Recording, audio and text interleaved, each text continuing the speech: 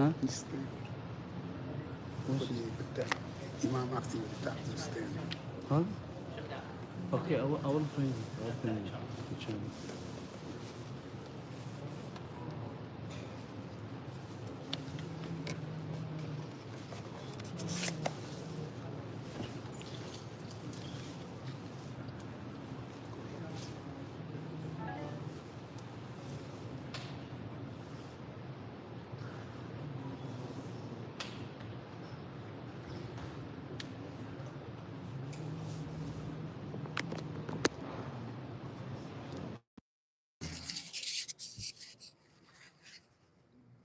Just to make sure that it's working. Now it's working. Okay. You want the stand for the tablet? Yeah, if you have, but it's okay. I think we should start. It's getting late for people for their time.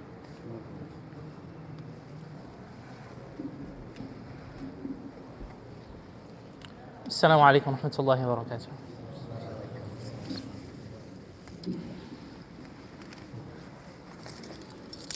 الله أكبر الله أكبر الله أكبر الله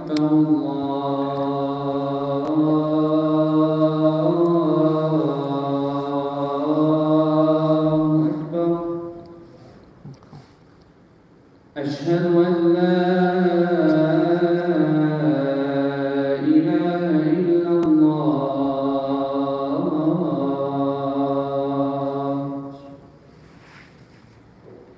أشهد أن لا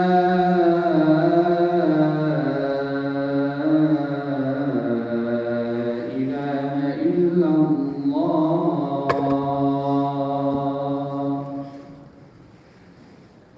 أشهد أن محمدًا رسول الله أشهد أن محمدًا رسول الله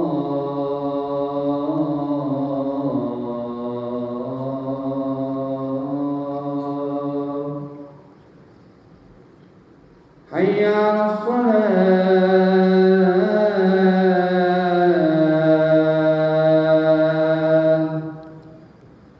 حي على الصلاة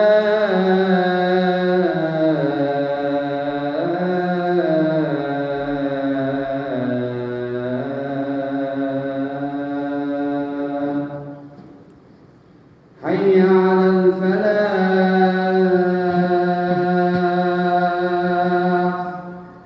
حي على الفلاح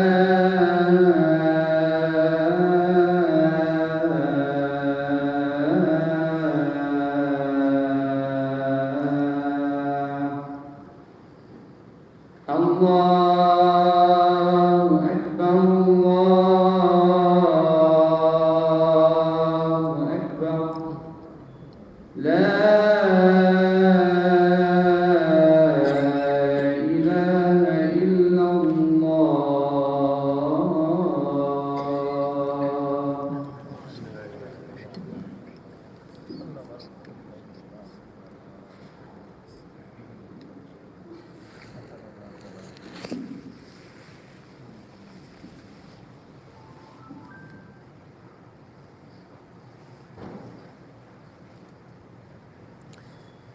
إن الحمد لله نحمده ونستعينه ونستهديه ونستغفره ونؤمن به ونتوكل عليه ونعوذ بالله من شرور أنفسنا وسيئات أعمالنا من يهده الله فلا مضل له ومن يضلل فلا هادي له وأشهد أن لا إله إلا الله وحده لا شريك له وأشهد أن محمدًا عبده ورسوله أرسله الله تعالى بالحق بشيرا ونذيرا بين يدي الساعة صلى الله تعالى عليه وعلى آله وصحبه وإخوانه وحزبه وبارك وسلم أجمعين. أما بعد فإن أصدق الحديث كتاب الله وخير الهدي هدي محمد صلى الله عليه وسلم وشر الأمور محدثاتها فكل محدثة بدعة وكل بدعة ضلالة وكل ضلالة في النار. قال الله تبارك وتعالى في محكم تنزيله بعد أعوذ بالله من الشيطان الرجيم بسم الله الرحمن الرحيم يا أيها الذين آمنوا اتقوا الله حق تقاته ولا تموتن إلا وأنتم مسلمون يا أيها الناس اتقوا ربكم الذي خلقكم من نفس واحدة وخلق منها زوجها وبث منهما رجالا كثيرا ونساء واتقوا الله الذي تساءلون به والأرحام إن الله كان عليكم رقيبا يا أيها الذين آمنوا اتقوا الله وقولوا قولا سديدا يصلح لكم أعمالكم ويغفر لكم ذنوبكم ومن يطع الله ورسوله فقد فاز فوزا عظيما ثم أما بعد فأوصيكم ونفسي بتقوى الله عز وجل. عن أبي نجيح العرباد بن سارية رضي الله تعالى عنه قال قال رسول الله صلى الله عليه وسلم وعدنا رسول الله صلى الله عليه وسلم موعظة وجلت منها القلوب وذرفت منها العيون فقلنا يا رسول الله كأنها موعظة مودع فأوصنا فقال أوصيكم بتقوى الله والسمع والطاعة وإن تأمر عليكم عبد فإنه من يعش منكم فسيرى اختلافا كثيرا فعليكم بسنتي وسنة الخلفاء الراشدين المهديين عضوا عليها بالنواجذ وإياكم ومحدثات الأمور فإن كل بدعة ضلالة.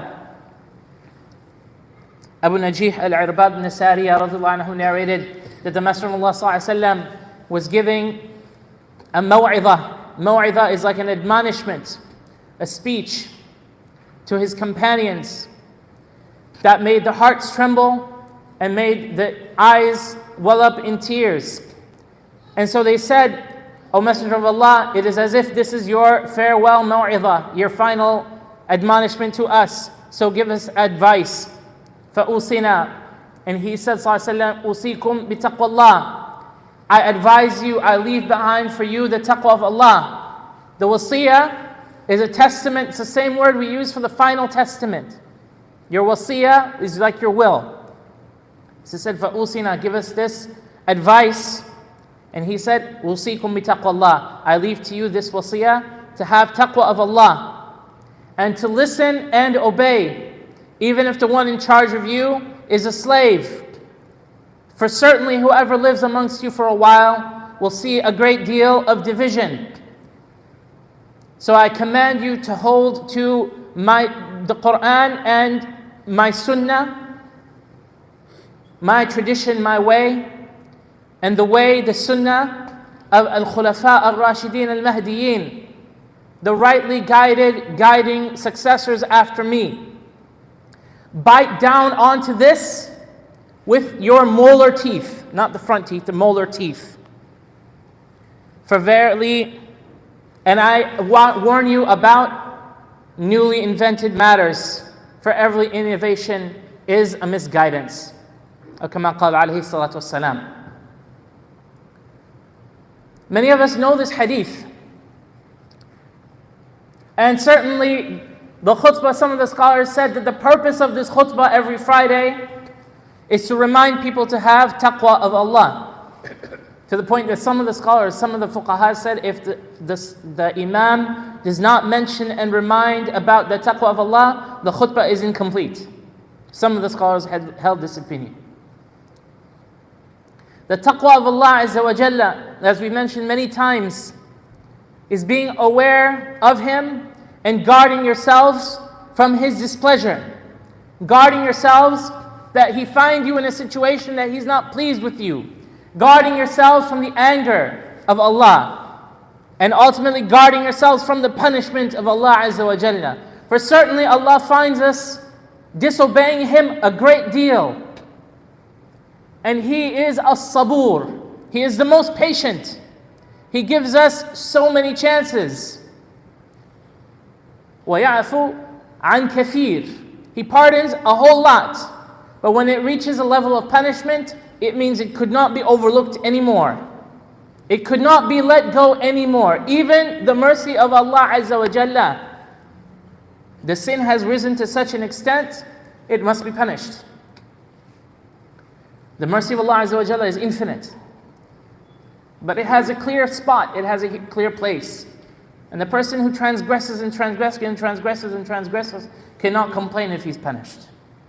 That's not a lapse in the mercy of Allah Azza wa Jalla. That is the punishment that is due for a person. May Allah forgive us. So the first wasiyah of Rasulullah sallallahu alaihi wasallam, taqwa of Allah Azza wa Jalla. And the second wasiyah in this hadith, listening and obeying, even if the person in charge is a servant or a slave. And we hear this and we think only about like the Amir or the Khalifa, because the hadith talks about the Khilafah. But as-sam'a wa ta'a is more than just to one Amir. As-sam'a wa ta'a comes from an embodiment of a certain characteristic.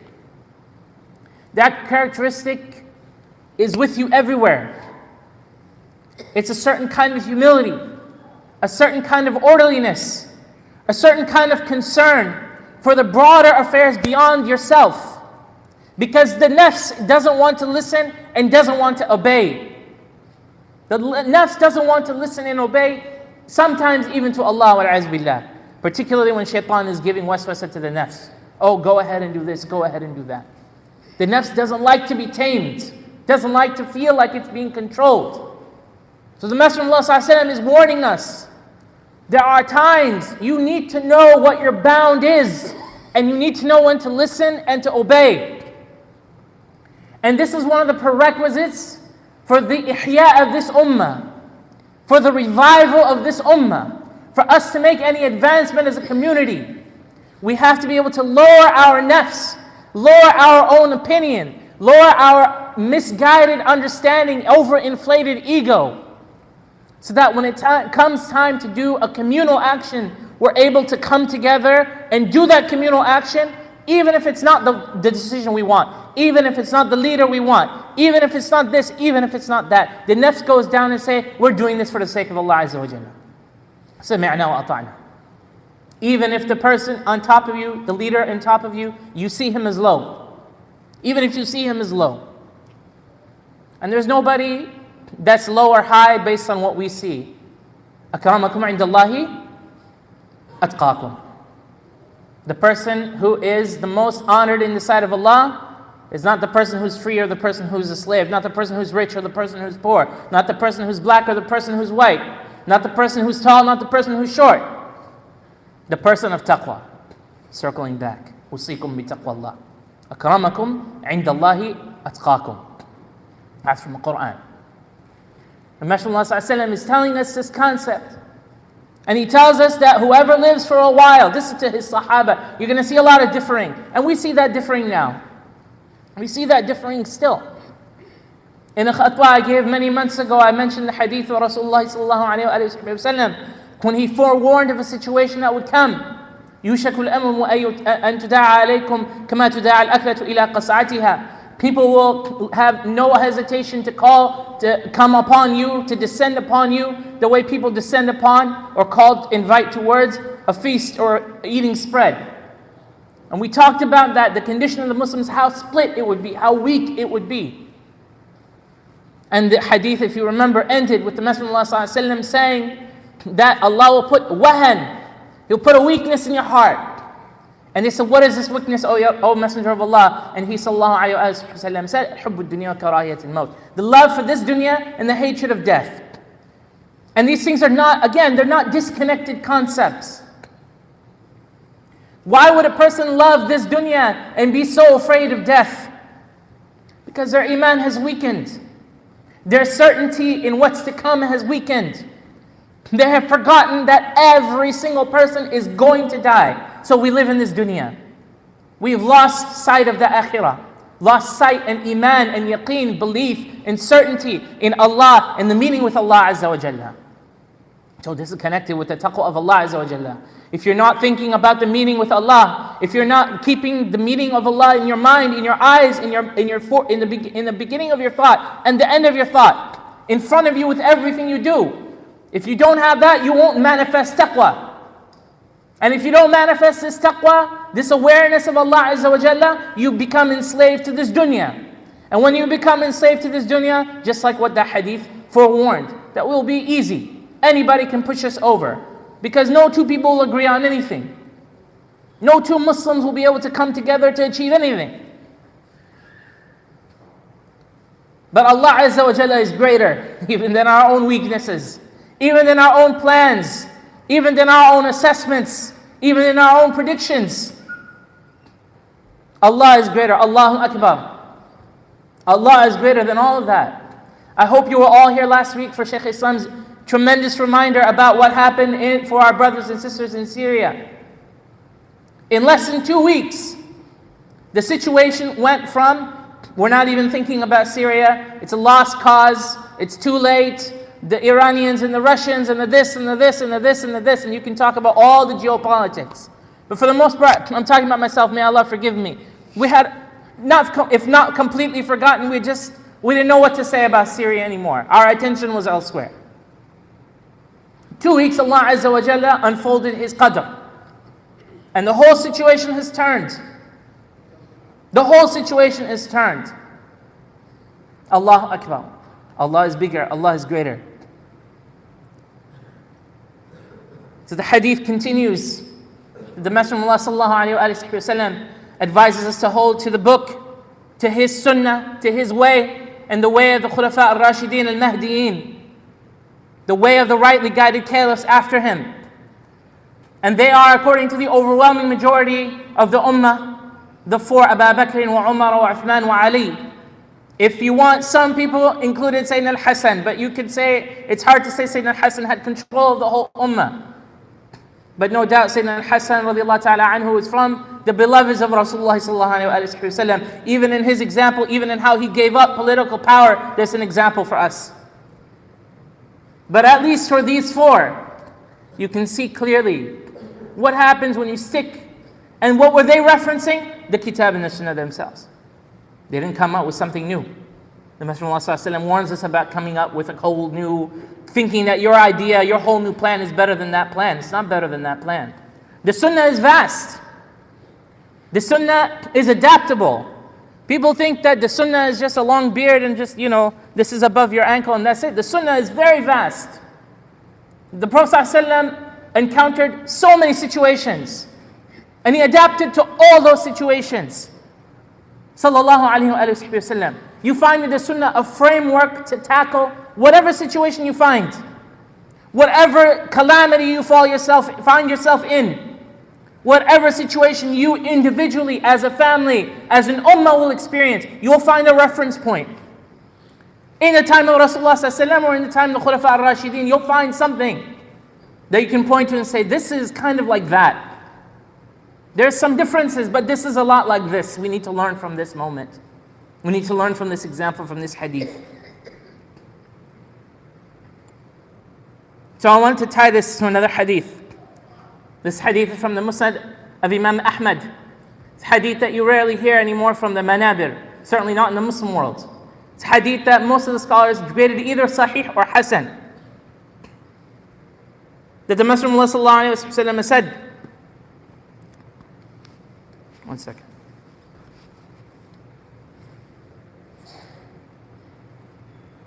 The Messenger of Allah sallallahu alayhi wa sallam said,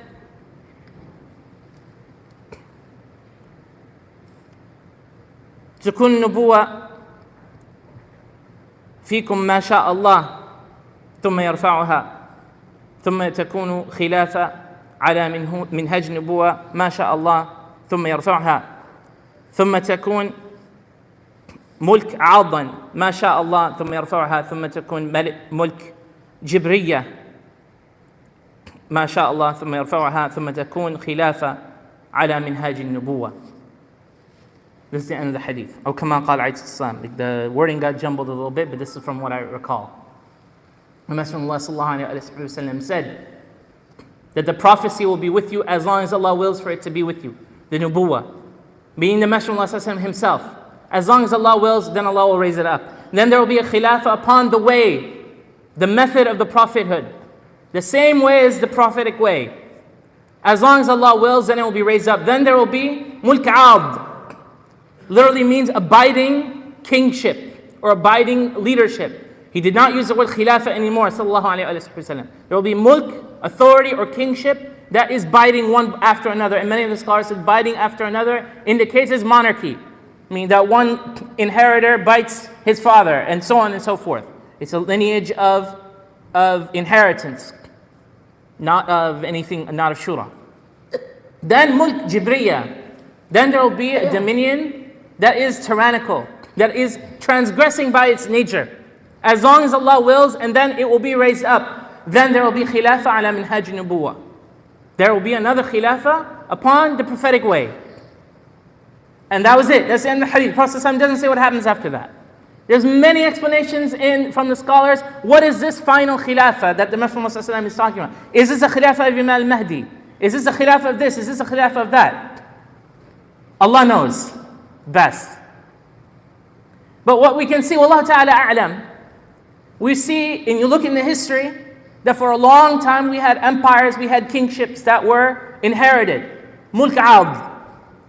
So it seems, Wallahu a'lam, Allah knows best, but it seems like this part, we've seen it now. There was a Khilafah al-Rashida, then that was raised, then we had empires that went by lineage. Banu this, Banu that. And then we have Mulk Jibriya, is tyrannies. Whoever takes control gets control. Whoever can take this piece of land takes that piece of land. Whoever can oppress this person oppresses that person. Wallahu a'lam, it seems that that's what we're in right now. And then the Messenger ﷺ promises that there will be another khilafah after that. And as I said, hadith hasan or sahih is either authentic or very sound. Wallahu ta'ala a'lam. That after that something else is going to come. It's going to return back to the minhaj al-nubuwah, to the way of the Messenger of Allah sallallahu alayhi wa sallam. And so what I want to pose to all of you is this. It seems that we are in Mulk Jibriya. We have nowhere to go but up from here. We have nowhere to go but up from here. We're in the final phase before something better. I don't know when that better thing is going to come. I don't know if it's next year or in 100 years or 1,000 years. I don't know, and frankly, it's not my business. Allah's qadr is not my business. What is my business is believing the Messenger of Allah sallallahu alaihi wasallam, believing the words of Allah when He says, وَعَدَ اللَّهُ الَّذِينَ آمَنُوا مِنكُمْ وَعَامِلُوا الصَّالِحَاتِ لَيَسْتَخْلِفَنَّهُمْ فِي الْأَرْضِ كَمَا اسْتَخْلَفَ الَّذِينَ مِنْ قَبْلِهِمْ وَلَيُمَكِّنَنَّ لَهُمْ دِينَهُمُ الَّذِي ارْتَضَىٰ لَهُمْ وَلَيُبَدِّلَنَّهُمْ مِنْ بَعْدِ خَوْفِهِمْ أَمْنًا يَعْبُدُونَنِي لَا يُشْرِكُونَ بِي شَيْئًا. Allah has promised those who believe from amongst you and do righteous deeds that we will make you successors in the land. لَيَسْتَخْلِفَنَّهُمْ, same word as khilafah. لَيَسْتَخْلِفَنَّهُمْ فِي الْأَرْضِ, in this earth, the way we gave khilafah, كَمَا اسْتَخْلَفَ الَّذِينَ مِنْ قَبْلِكُمْ, the way we gave that to the people before you. وَلَيُمَكِّنَنَّ لَهُمْ دِينَهُمُ الَّذِي ارْتَضَىٰ لَهُمْ, we will make a place for your faith that will be well-pleasing to them. وَلَيُبَدِّلَنَّهُمْ مِنْ بَعْدِ خَوْفِهِمْ أَمْنًا, and that will change them from a state of fear to a state of safety. Worshipping me, not associating any partners with me at all. It's a promise. وَعْدْ رَبَّانِي. This is not my words, this is not somebody's words, this is not some ideologue's words. This is a promise from Allah Azza wa Jalla. You saw what happened in Syria. You saw how things can change. At the same time, we saw other things happen too. I remember very clearly the Arab Spring, how the hope that happened after that. And I saw things go sour after that too. The people who are students of history here in this country, after the Civil War, there was a moment of hope for the African descendants of slaves. And you see how things could still be turned. And then there was the Civil Rights Movement, and things still turned. It's not a linear progression that it's just tomorrow everything's going to be good. It's going to be utopia. It's a struggle. It's a struggle. There's going to be valleys and hills, bumps along the way. Our job is to be muslihin, to be people that are fixing things, that are making things better. We are supposed to be people that are calling to the truth. كنتم خير أمة أخرجت للناس تأمرون بالمعروف وتنهون عن المنكر وتؤمنون بالله. You are the best ummah sent to mankind, commanding what's good, forbidding what's evil, and believing in Allah. That's what we're supposed to be doing. We should have an optimism that better days are ahead. We should not lose hope if we thought something was going to work, but then that thing doesn't work exactly. The revolution started in 2012. It took 12 years for them to get to a point just to get rid of Bashar al-Assad. Just 12 years just to get rid of this guy. But like I said, it turned in 2 weeks. And nobody saw it coming. And I'm not going to go into a political analysis, but the things that laid the groundwork for him being kicked out are not what you and I would have imagined, not what you and I would have written in the script. How his supporters got weakened, how he lost the things that were propping him up. We could not have written that story. Allah Ta'ala wills what He wishes. And He puts us through tests and tribulations. And it's a moment of great joy and happiness that I have in my heart for the people of Syria, as our Shaykh expressed. And I hope and I pray that they will make the best decisions moving forward. But my concern is for me here right now. What am I doing here? What am I doing now? What am I doing to prepare? To pave the way for what's to come? Am I muslih? Will I be counted by Allah Azza wa Jalla from amongst those people that made things better? Allah Ta'ala says in the Quran about a people who were transgressing. أنجينا الذين ينهون عن السوء وأخذنا الذين ظلموا بعذاب بئيس بما كانوا يفسقون.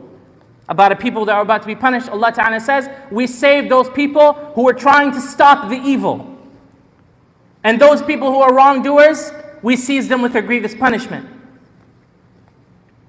And some of the scholars commented that Allah does not talk about people who were righteous but did not try to stop the bad. He doesn't say anything about them. We saved the people who were trying to stop the evil. The people who were doing evil, we punished them. The people who were not doing evil but were not trying to fix things, nothing about that in the ayah. Which group will we be? Which group will we be? We don't have to look to Syria to think, oh, we need to do like a political this or a political that. There's islah to be done here. Islah means fixing things, making things better, making things right. Same root as salih. Putting things in the right place. The question that I have, and I've been thinking about this since that happened, will I be counted amongst the muslihin? Like some of our brothers and sisters who were struggling for 12 years, who were expelled from their homes, who were this, who were this, who were this. I hope and expect from Allah Azza wa Jalla, out of His mercy, that He will write them amongst the muslihin. I don't know about me. I see our brother Yusuf Khalid Nabhan, rahmatullahi alayhi. If you saw the man, the grandfather who lost his granddaughter, he spent the next almost year caring for other people's children. Even after his tremendous grief in Gaza, if you saw, it's viral, most of you know what I'm talking about. And then he passed away with a beautiful smile on his face.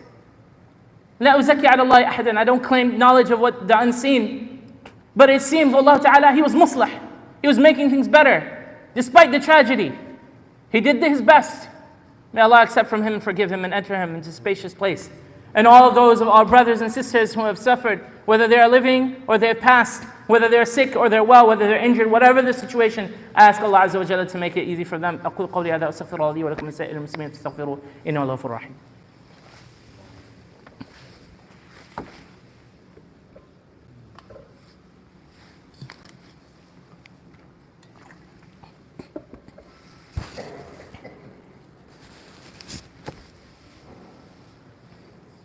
الحمد لله رب العالمين والصلاة والسلام على أشرف الأنبياء والمرسلين وعلى آله وصحبه أجمعين. أما بعد. Apologies for having gone a little bit long and having actually come a little bit late. I got stuck behind a bus. I guess it's early release today or something. But I just want to mention, to put in concrete terms, the Messenger of Allah sallallahu alayhi wa sallam said, beautiful phrase, كلكم راع وكلكم مسؤول عن رعيته. All of you are shepherds, and all of you will be asked about your flock. And a person asks the Messenger of Allah, I don't have control, I'm not a shepherd of anybody, I'm not a leader of anything. The Messenger of Allah clarified for him that we all have our sphere of influence. For some people, you're the imam of the masjid. You'll be asked about the people that are coming to the masjid. For some people, you're the mayor of the city. You'll be asked about the whole city. You're the president of the United States. You'll be asked about the United States. You're the head of your household. You're a husband, you're a father, you'll be asked about your children and your wife. If you got nobody, you have no authority over anybody, you'll be asked about your authority over yourself, at least. كلكم راع وكلكم مسؤول عن رعيته. Every single one of you has a sphere of influence whether you realize it or not. Minimally your families. قُوا أَنفُسَكُمْ وَأَهْلِيكُمْ نَارًا. Allah commands, save yourselves and your families from the fire. You can't control where somebody's going to, you can't even save your own self, but Allah is telling us, do your utmost. Guard yourselves and your families from the fire. Do everything in your capacity as your family members to help them. And your whole sphere of influence. I want to mention the story, I'll close with this inshallah to exemplify. There's a sister, I lived in Oakland for 3 years, close to Oakland, just on the outside. There was a sister, may Allah reward her. She's probably in her 60s, I think, when I knew her. She used to run a food pantry every single week out of like the Oakland, like a recreation center or something like that. And everybody who was homeless or needed food, they all knew that's where you need to go for on a weekly basis. You get food, you get fruits, vegetables, whatever. Like they had it all set up. And she'd give people baskets and people would come. She was the head of the whole thing. She was the main organizer. And many of the people who used to assist her were people who were going to take food. So they actually used to assist her so they could be first in line. They get their first pick of, you get the best stuff, and they would help. And then the rest of the people, they would come long line. And they would have to all sign a signature. And she would present the signature every week. She would present the signature to the city to continue the program. She used to do this week after week after week. And I'll tell you 2 things about this sister. One day I came to her and I saw a beautiful light, but a sadness on her face. I said, Sister Alice, what's wrong? What's going on? She just took a deep breath and she smiled at me and she said, my daughter passed away yesterday. I was just thinking about her children. And I said, Sister Alice, what are you doing here? She said, what do you mean, what am I doing here? I said, Sister Alice, there's a time you can go, you can process this, you can be with your family, whatever. She's like, that time's come, we already figured it out, inshallah, I'm flying out tonight to go see the kids and be with my family. But I'm not missing this. I said, but we can handle this. Everybody else can handle this. There's other people, I'm sure we'll be able to figure this out. I said, no, you have to understand something. You have to understand something about when I became Muslim. When I became Muslim, I decided and chose that I was going to give myself to Allah. And you either give yourself to Allah or you don't. And I did, so I'm here. You don't have to go overseas to see the closeness. I'm trying my best to convey it, but if you see a woman who just lost their daughter, I'm telling you the impression that it had on me. And again, وَلَا أُزَكِّي عَلَى اللَّهِ أَحَدًا. I don't claim for anything, but I feel like I saw wilayah. I saw like nearness to Allah Azza wa Jalla in this woman. She's not wearing the thobes of a shaykh. She doesn't have much ilm. She can't pronounce anything, but this woman believed in Allah Azza wa Jalla and did her best to act on that. To the point that when COVID happened and they shut down the rec center because of the transmission problem, she opened her garage and she made that the new center, and she kept doing it with no funding from the county, no support, no nothing. Her and her husband bought a cargo van and started going around to the different shopping stores, getting their food just before it expires when they're about to toss it, and keep the program running. There's something you can do and I can do. I don't know what it is. You know your capacities. You know your abilities. But there are people who have less excuse than you and me, and they're doing a lot more. Allah knows I'm a witness against my own self when I'm saying this, not against you. I'm a witness against my own self, because I saw it with my eyes. I'm telling you about it, but I saw it with my eyes. When a person has every excuse, but doesn't take any excuse, because they're trying to serve Allah Azza wa Jalla and His creation. There's something you can do, and the ummah will be renewed by that, by an action of sincerity. Not by an action of political calculation or of power or of money. Don't think that's just going to fix it. It will be the sidq. It will be the sincerity that Allah accepts. And when and if Allah accepts it, everything can change in 2 weeks or less. Everything can change in a moment.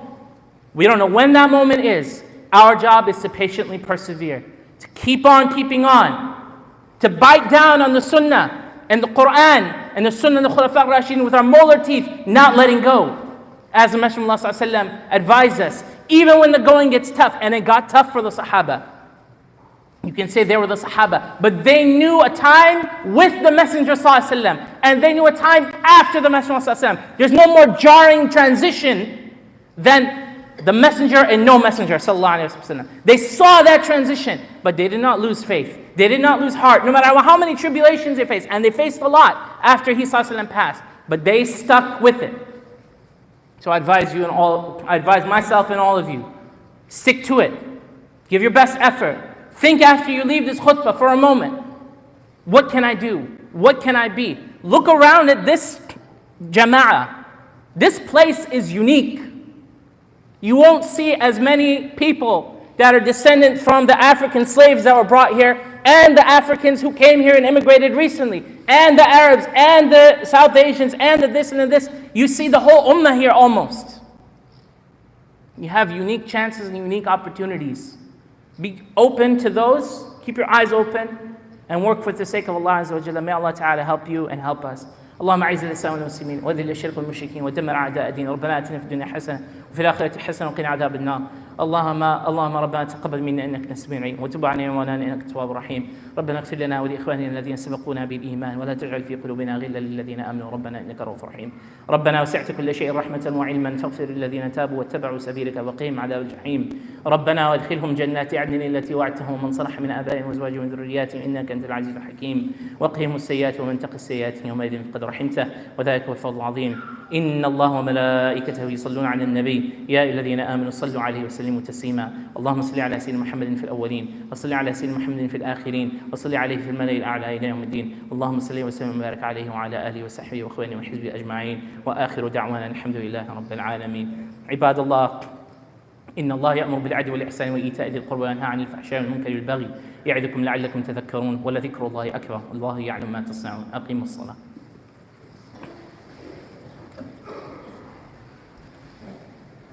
الله أكبر الله أكبر أشهد أن لا إله إلا الله أشهد أن محمدا رسول الله.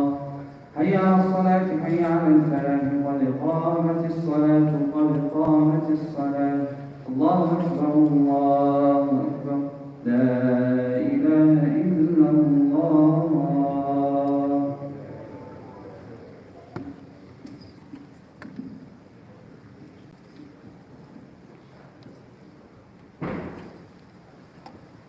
استووا استقيموا تراصوا اعتدلوا.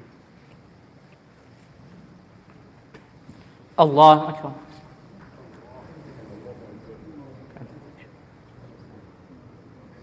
الحمد لله رب العالمين الرحمن الرحيم مالك يوم الدين إياك نعبد وإياك نستعين اهدنا الصراط المستقيم صراط الذين أنعمت عليهم غير المغضوب عليهم ولا الضالين.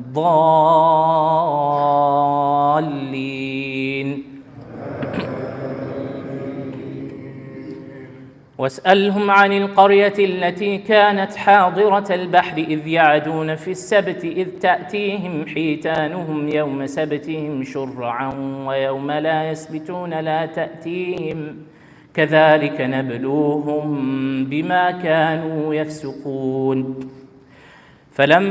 وإذ قالت أمة منهم لم تعظون قوما الله مهلكهم أو معذبهم عذابا شديدا قالوا معذرة إلى ربكم ولعلهم يتقون. فلما نسوا ما ذكروا به أنجينا الذين ينهون عن السوء وأخذنا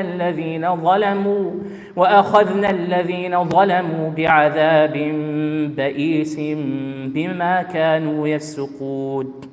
فلما عتوا عما نهوا عنه قلنا لهم كونوا قردة خاسئين. وإذ تأذن ربك ليبعثن عليهم إلى يوم القيامة من يسومهم سوء العذاب إن ربك لسريع العقاب وإنه لغفور رحيم. الله أكبر.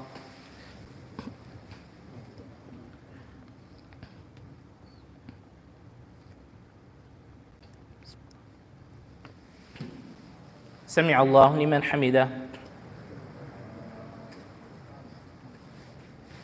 الله أكبر.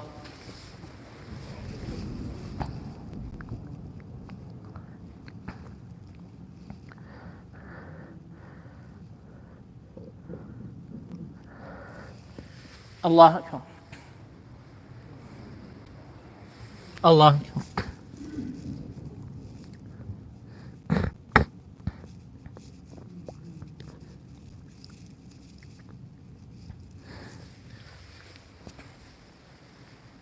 الله أكبر. الحمد لله رب العالمين الرحمن الرحيم مالك يوم الدين إياك نعبد وإياك نستعين اهدنا الصراط المستقيم صراط الذين أنعمت عليهم غير المغضوب عليهم ولا الضالين.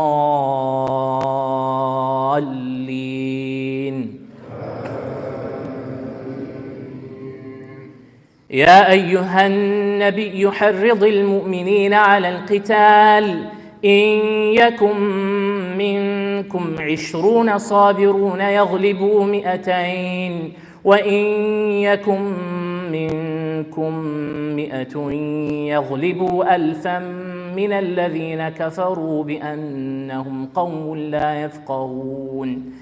الآن خفف الله عنكم وعلم أن فيكم ضعفا فإن يكن منكم 100 صابرة يغلبوا 200 وإن يكن منكم 1000 يغلبوا 2000 بإذن الله والله مع الصابرين. الله.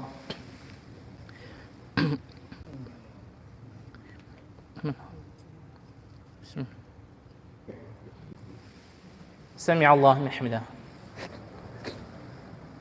الله أكبر.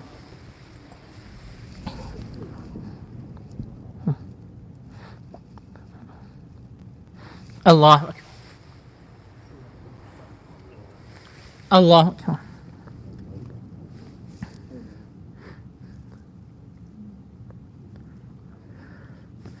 الله أكبر.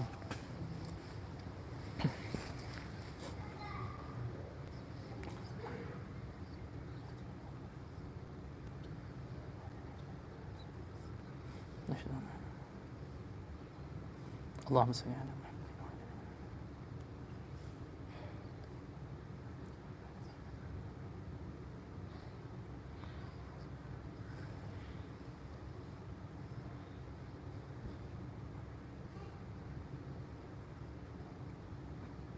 السلام عليكم ورحمة الله.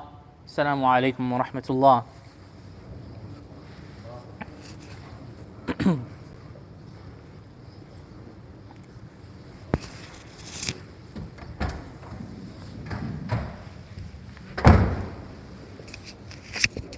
Assalamu alaikum, brothers and sisters. Please join us for closing